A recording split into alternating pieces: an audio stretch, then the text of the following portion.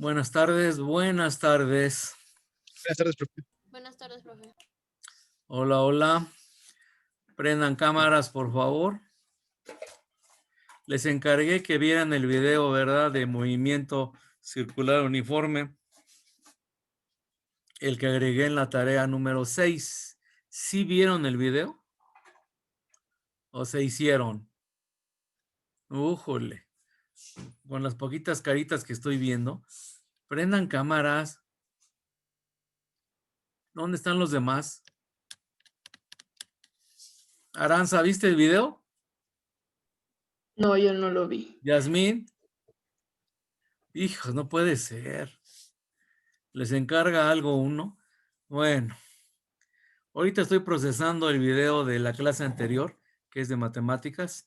Déjenme checar si ya acabó de procesarlo. Ya, ahí está. Entonces ya puedo. Muy bien. A ver, aprovechando. ¿Sí están viendo los videos? Porque casi no hay vistas, ¿eh?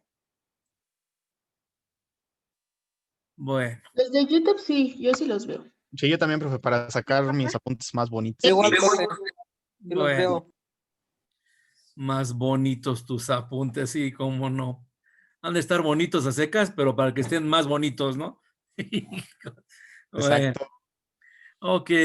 Entonces vamos a ver el video de movimiento circular uniforme que les encargué que vieran, pero ya me di cuenta que de plano, les entra por uno y les sale por el otro oído las cosas. Pero a ver, vamos a... Además, ya agregué 2 videos más. Veamos. Vámonos al Classroom.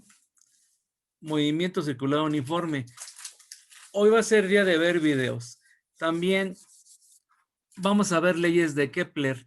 Recuerden que estuvimos viendo la convivencia de Kepler con Tycho Brahe, pero no vimos las leyes. Entonces encontré un video muy bonito de Cosmos, pero de la serie viejita, y otro video en donde explican las leyes de Kepler. Así que hoy vamos a ver puros videos, porque van a venir preguntas sobre leyes de Kepler en el examen, ¿eh? ¿Ya les di fecha de examen o todavía no? ¿No? Todavía no. Bueno, ahorita, a ratito les doy fecha de examen, pero a ver, déjenme ver. Profe, entonces con esto ya llevaríamos 6 videos que tenemos que resumir y subirlos, ¿verdad? Claro, claro. Lo que pasa es que estoy viendo mucho material, pero los videos que vimos de la página esa de Moodle son de 2 minutos, o sea, por favor, o sea, no me digas que es mucho trabajo también, ¿no? O sea, No, pues no, 6 yo no videos dije, nada como si, más estaba confirmando. mucho trabajo. Estos videos sí están largos, estos que van a ver hoy, estos sí están largos, pero los que vimos la otra vez duraban 2 minutos y medio cada uno, creo, ¿no? O sea, tampoco digan, no, que mucho trabajo, nada. Entonces, repito, ahorita vamos a ver un video con un maestro que explica muy bien por qué quiero que vean videos de movimiento circular uniforme, porque a mí me cuesta mucho trabajo dibujar. En cambio, aquí con la ayuda de las computadoras, y también este maestro tiene buen pulso, explica bastante bien todos los conceptos de movimiento circular uniforme. Entonces, bueno, ya vieron mi video donde yo también estuve explicando, pero bueno, estaban mis dibujos, pero feos mis dibujos, pero bueno. Y aquí tengo 2 videos de Kepler en donde se ven las leyes de Kepler, pero el de Cosmos está muy bonito, el de Cosmos, que va a ser el segundo que vamos a ver. Bueno, empezamos. Este dura 14 minutos. Hola. Tengo una pelota en un movimiento circular que de alguna manera estoy tratando de que sea uniforme para que la velocidad angular sea constante. Entonces, hagamos un esquema de este movimiento circular de esta pelota en el tablero. Si Esta pelota está moviéndose en círculos de esta forma. Entonces, tracemos la trayectoria circular a partir de este punto con un radio aproximado de esta forma.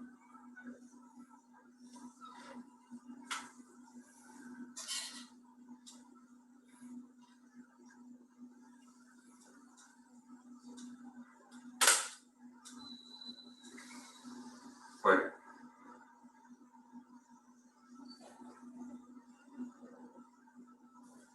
Bien. Entonces, ese esquema me está representando esta esfera, esta pelota, que está dando vueltas, está girando alrededor de ese centro en un movimiento circular uniforme de esta forma.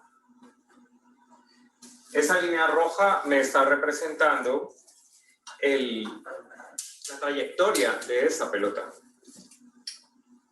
Entonces, monto un sistema de coordenadas cartesianas X, Y.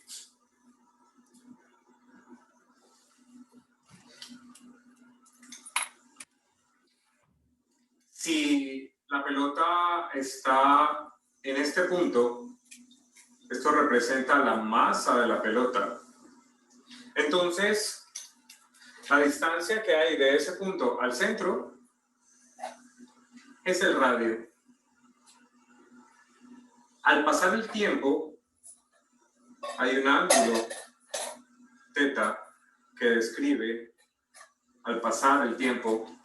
Y a este arco, que es la trayectoria de la pelota cuando barre el ángulo θ, lo vamos a llamar S. La primera relación que vamos a determinar de este movimiento circular uniforme es que el ángulo θ, este ángulo θ, es la razón que hay entre el arco y el radio. Es la primera relación importante en un movimiento circular uniforme. De ahí podemos determinar que el arco S es igual al ángulo θ por el radio, porque el radio pasa a multiplicar el radio por el ángulo θ. O podemos también decir que el radio es igual al arco S sobre el ángulo θ. Bien. Ahora, esa esfera que está girando alrededor de un centro en esta trayectoria circular, tiene entonces una velocidad que es tangente a la trayectoria. Esta velocidad la vamos a llamar velocidad tangencial o velocidad lineal. Velocidad tangencial.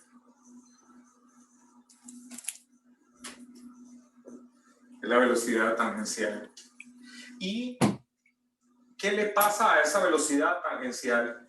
A medida que pasa el tiempo, este vector velocidad tangencial, que es tangente a la trayectoria, va a ir cambiando de dirección, va cambiando de dirección. La magnitud se mantiene constante porque es un movimiento circular uniforme. Entonces la magnitud del vector velocidad es constante, pero la dirección cambia. Cuando esa masa está en otro punto y está a un radio R, ha tenido entonces un desplazamiento angular delta θ y su nueva velocidad es igual en magnitud a la anterior, pero en diferente dirección. Le cambió la dirección a la velocidad. Ese cambio de dirección de la velocidad genera entonces una aceleración. Tiene que existir en todo movimiento circular una aceleración centrípeta. Esa es la aceleración centrípeta. La aceleración centrípeta, que es igual a la velocidad al cuadrado dividido el radio. De esta manera se encuentra esa aceleración centrípeta. Y esa aceleración centrípeta es un vector que apunta al centro. Apunta al centro. Y como tengo una masa sometida a una aceleración centrípeta, entonces toda masa sometida a una aceleración centrípeta por la segunda ley de Newton genera una fuerza que vamos a llamar fuerza centrípeta. Y esa fuerza centrípeta es un vector fuerza que apunta al centro. Entonces, en todo movimiento circular uniforme porque la magnitud de la velocidad tangencial es constante, aparece una fuerza centrípeta asociada a una aceleración centrípeta que la ala hacia el centro. La palabra centrípeta significa que apunta hacia el centro. Entonces, tengo la fuerza centrípeta. Muy bien. Fuerza centrípeta, aceleración centrípeta, ángulo. Ahora, ¿qué es la velocidad angular? La velocidad angular que vamos a simbolizar con la letra omega del alfabeto griego. La velocidad angular, omega, velocidad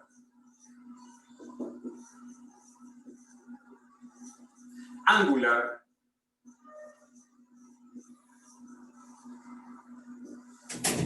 esta velocidad angular es la razón que hay entre el desplazamiento angular delta teta, este desplazamiento angular, este ángulo que barre la masa en el tiempo, comparado con el tiempo en el que la recorre. Esta es la velocidad angular, el desplazamiento angular en el tiempo durante el cual la masa recorre este arco, recorre este ángulo, delta teta. Esa es la velocidad angular.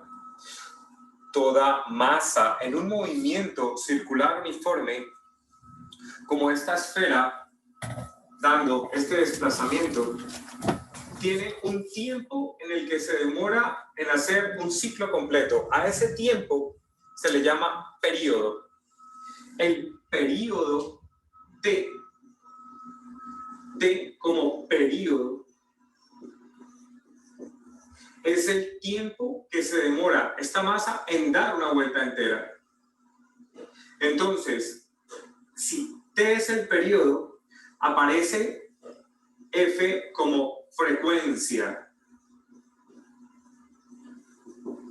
Y la frecuencia es el número de vueltas, el número de ciclos, el número de revoluciones que hace esta masa por unidad de tiempo.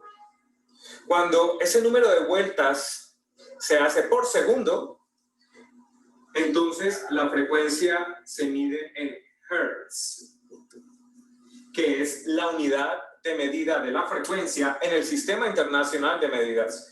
Y recuerda que los hertz son número de vueltas por unidad de tiempo, por segundo, vueltas por segundo.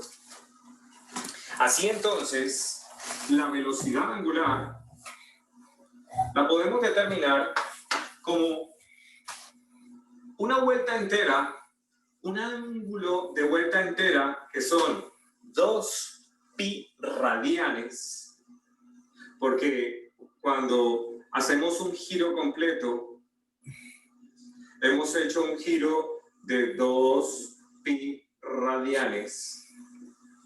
Y el tiempo que se demora la masa en dar un giro completo lo denominamos período.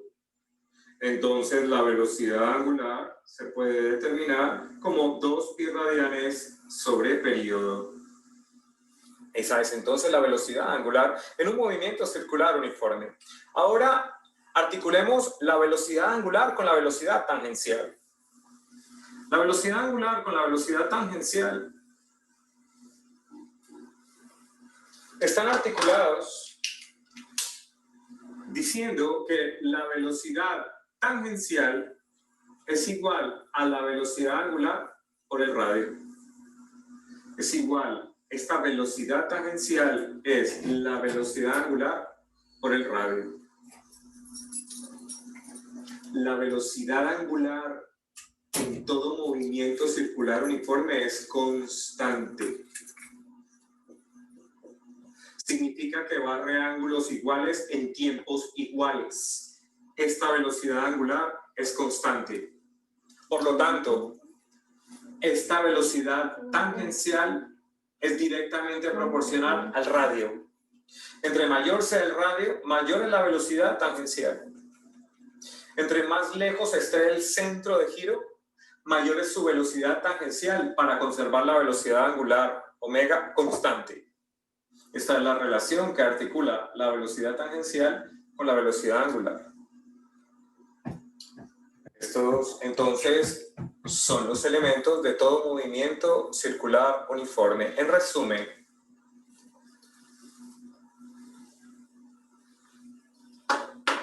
tenemos que el ángulo θ es el arco sobre el radio.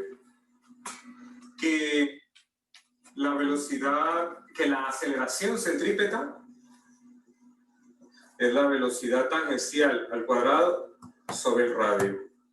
Que la velocidad angular es 2 pi sobre período. Y que la articulación entre la velocidad tangencial y la velocidad angular es que la velocidad tangencial es la velocidad angular por el radio. Estas son las relaciones más importantes en un movimiento circular uniforme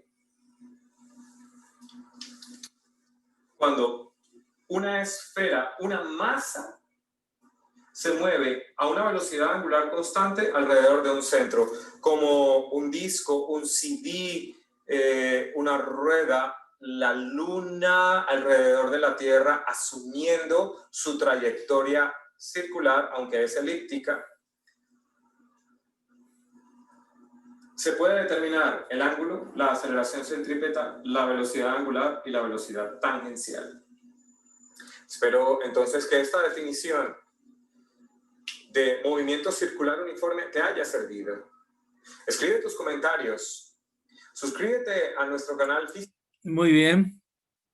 Entonces, este es el último video sobre movimiento circular uniforme. Como les decía, ahora vamos a ver leyes de Kepler.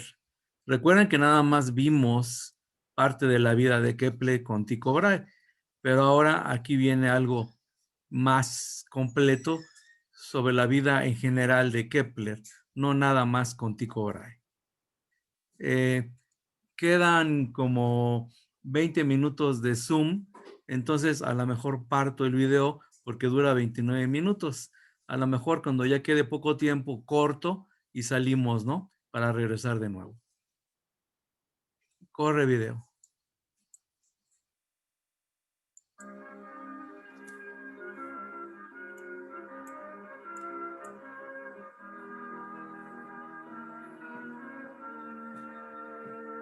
Cuando nuestros antepasados prehistóricos estudiaban el cielo después del ocaso, observaron que algunas de las estrellas no estaban fijas con respecto al patrón constante de las constelaciones.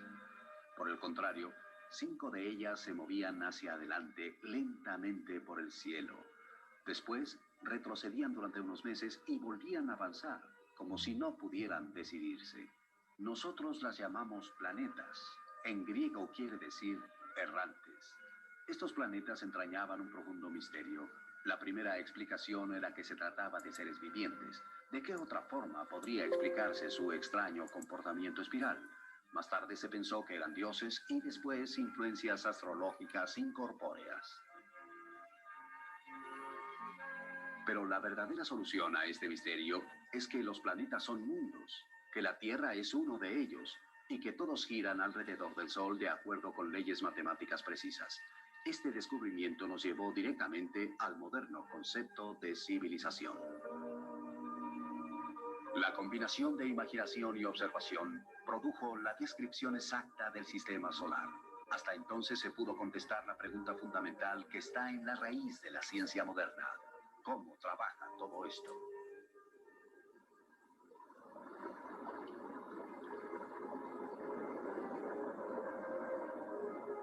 Johannes Kepler nació en Alemania en 1571. Vivió en una época en que el espíritu humano estaba aprisionado y la mente encadenada. Cuando ángeles y demonios, así como esferas de cristal, eran imaginados en el cielo, la ciencia no tenía la menor noción de las leyes físicas ocultas en la naturaleza. Pero la valerosa y solitaria lucha de este hombre proporcionaría la chispa que incendió la revolución científica moderna. Fue enviado al seminario protestante del poblado provincial de Maulbronn para iniciarse en la carrera eclesiástica. Aquella era una vida estricta y disciplinada. Antes del amanecer, comenzaba un largo día de estudio y oración.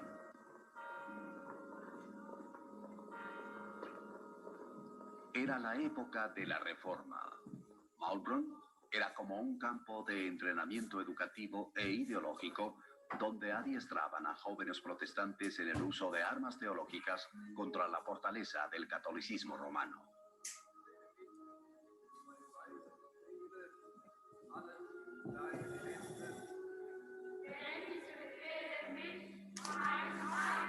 Aquí no había incentivos ni comodidad para un niño sensible como Kepler. Era inteligente y lo sabía. Esto, unido a su obstinada y fiera independencia, sirvió para aislarlo de otros niños. Kepler hizo pocos amigos en los 2 años que estuvo en Maulbronn. Así que se mantuvo solo, retraído en el mundo de sus propios pensamientos, que con frecuencia revelaban su poca valía ante los ojos de Dios. Se desesperaba por poder alcanzar su salvación.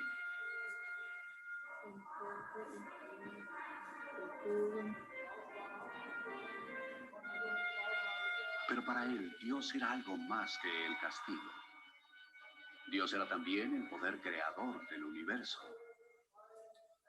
Y la curiosidad del joven Kepler acerca de Dios era aún mayor que su temor. Él quería conocer el plan de Dios para el mundo. Deseaba leer la mente de Dios. Esa era su obsesión, y sería la inspiración de todos sus grandes logros. Lo llevaría a él y a Europa misma, fuera del claustro del pensamiento medieval.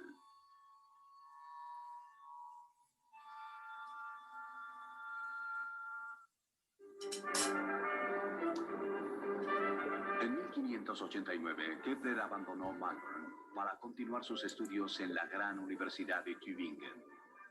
Fue una hermosa liberación encontrarse entre las corrientes intelectuales más trascendentales de su tiempo. Uno de sus maestros le reveló las ideas revolucionarias de Copérnico. Kepler se deleitaba en esta comunidad educada y estudiosa. Aquí, su genio por fin fue reconocido.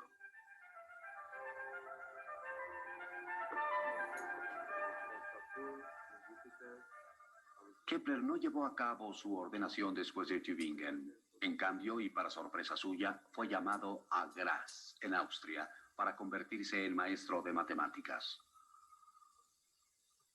Pero Kepler no era un buen maestro. Durante su primer año en Graz, en su clase de matemáticas, había solo unos cuantos alumnos. En el segundo año, ninguno. Mascullaba, divagaba. Algunas veces resultaba totalmente incomprensible. Está Estaba distraído por el clamor incesante de las especulaciones y asociaciones que pasaban por su mente.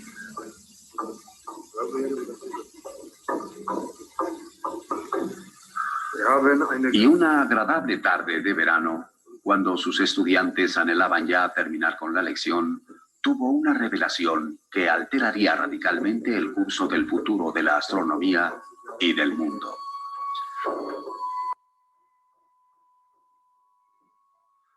En su tiempo se conocían solo 6 planetas: Mercurio, Venus, la Tierra, Marte, Júpiter y Saturno. Hacía ya tiempo que Kepler se preguntaba, ¿por qué solo 6 planetas? ¿Por qué no 20 o por qué no 100? ¿Y por qué esta separación particular entre sus órbitas? Nadie antes había hecho tan inquietantes preguntas. En el curso de una conferencia sobre astrología, Kepler dibujó dentro de un círculo del zodíaco un triángulo con 3 lados iguales. Después notó por accidente que un círculo menor dibujado dentro del triángulo tenía la misma relación con el círculo exterior que la relación existente entre la órbita de Júpiter y la de Saturno. ¿Podría una geometría similar relacionar las órbitas de otros planetas? Kepler recordó los sólidos perfectos de Pitágoras. De todas las posibles formas tridimensionales, había 5, y solamente 5, cuyos lados eran polígonos regulares.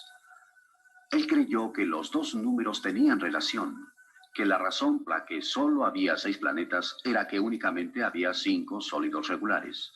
En estos sólidos perfectos, contenido uno dentro del otro, creyó haber descubierto los soportes invisibles para las esferas de los 6 planetas.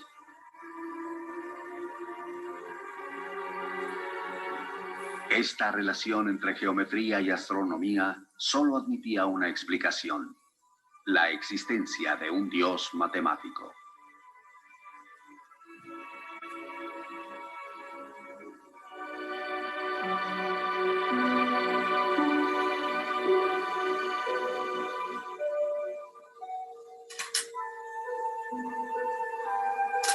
El inmenso placer que sentí con este descubrimiento nunca podré expresarlo en palabras, afirmó.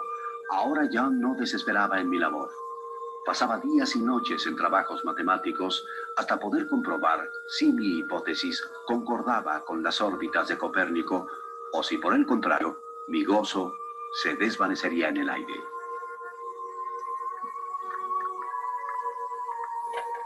Pero por más que lo intentaba, los sólidos perfectos y las órbitas planetarias no concordaban muy bien entre sí. ¿Por qué? Bueno, Desgraciadamente, Kepler estaba ¿qué equivocado. amorcito? ¿Qué milagro Los que me verdaderos llamas? tamaños de las órbitas planetarias, como ahora sabemos, no tienen nada que ver con los 5 sólidos perfectos, como lo demostró el descubrimiento posterior de Urano, Neptuno y Plutón. Pero Kepler pasó el resto de su vida persiguiendo ese fantasma geométrico. No podía abandonarlo y no podía hacerlo funcionar. Su frustración debe haber sido enorme. Finalmente, decidió que las observaciones planetarias por tanto tiempo aceptadas eran inexactas y no su modelo de sólidos empalmados. Solo existía un hombre en el mundo que tenía acceso a observaciones más precisas. Ese hombre era Tycho Brahe. Por azares del destino, Tycho le había escrito recientemente para que se reunieran. Kepler estaba renuente al principio, pero no tuvo alternativa. En 1598, una ola de opresión invadió Graz. Fue desatada por el archiduque local, quien juró restaurar la fe católica en la provincia. Afirmó contundentemente que era preferible convertir al país en un desierto antes que gobernar a herejes.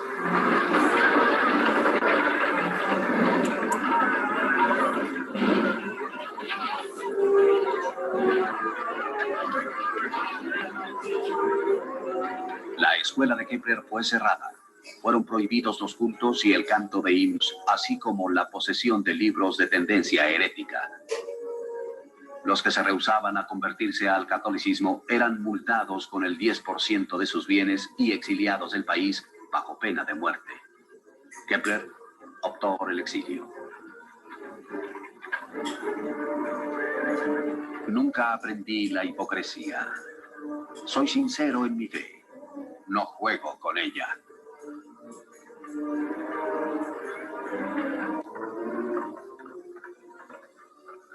Entonces decidió aceptar la invitación abierta de Tycho Brahe, acaudalado noble danés que vivía con gran esplendor y recientemente había sido nombrado matemático imperial en Praga. Kepler abandonó Graz con su esposa y su hijastra y emprendió el difícil viaje. Kepler imaginaba el dominio de Tycho como un refugio contra la maldad de los tiempos. Aspiraba a ser digno colega del ilustre Tycho, quien durante 35 años se había dedicado a las mediciones exactas de un universo inmutable, ordenado y preciso.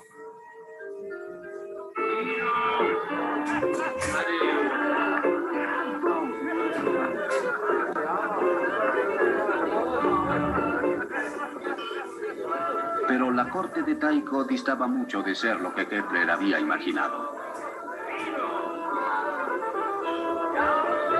El propio Tycho era un personaje extravagante adornado con una nariz de oro. La original la había perdido en un duelo estudiantil en el que se disputaba quién era el mejor matemático. Mantenía un séquito abigarrado de ayudantes, parientes lejanos y parásitos de diversa índole.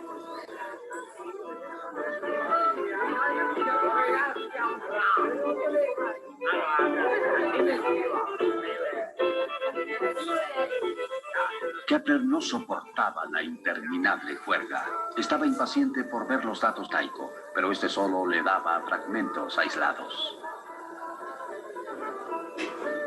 Tycho, decía Kepler, no me ha dado oportunidad de compartir sus estudios que solo menciona durante el curso de una comida o entre otros asuntos sin darle importancia. Hoy, la cifra del apogeo de un planeta, mañana, el nodo de otro. Kepler no se adaptaba a estos devaneos, y el ambiente general de frivolidad e intriga ofendía su sentido de lo que era correcto.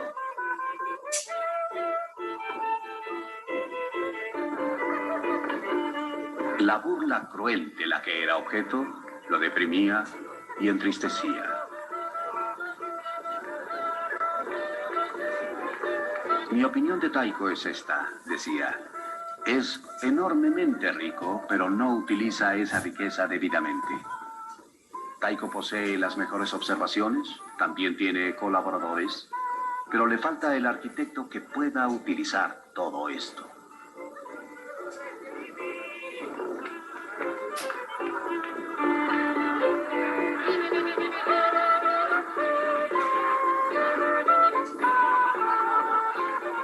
Tycho era incapaz de convertir sus observaciones en una teoría coherente del sistema solar.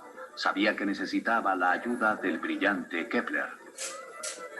Pero entregar el trabajo de su vida a un rival en potencia era inconcebible.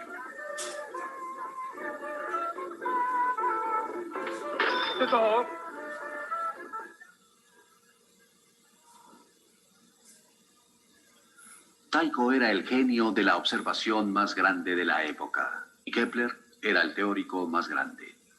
Ninguno de los dos por sí solo podría lograr la síntesis que ambos sentían que podría formularse ahora. El nacimiento de la ciencia moderna, que es la fusión de la observación y la teoría, se tambaleaba en el precipicio de su mutua desconfianza.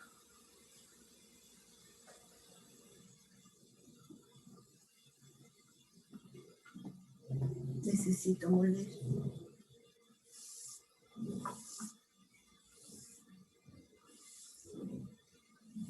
¿No puedes apagar el micrófono?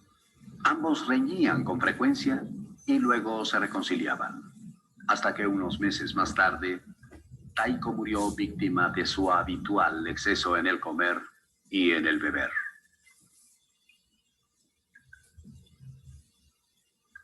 Kepler escribió a un amigo: la última noche de delirio, Tycho repetía una y otra vez estas palabras, como alguien componiendo un poema. Dejadme imaginar que no he vivido en vano. Dejadme imaginar que no he vivido en vano. Y no vivió en vano.